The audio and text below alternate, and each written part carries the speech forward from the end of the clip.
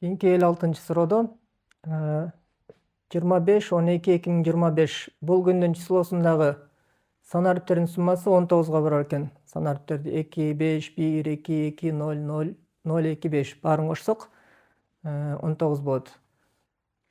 Суроодо сан ариптеринин суммасы 19 болгон кийинки мындай учур дагы канча күндөн кийин болот дейт. Демек азыркы числону жазып алалы. Бул жерде сан ариптерин кошсок 19.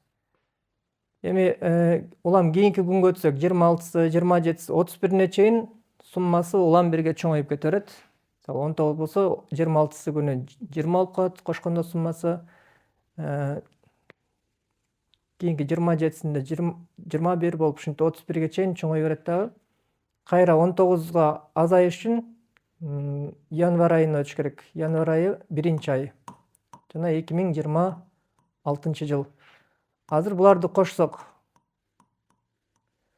6, 2, 0, 2, 10 болот. Муну менен 11. Дагы 8 болуш керек. 8 болуш үчүн демек 08. Демек 8-январь күнү. 8-январга чейин канча күн бар? 25-нен 31-декабрга чейин 6 күн. И плюс дагы 31ден кийин 8-январга чейин 8 күн. Ушуна жалпы 14 күн болот экен.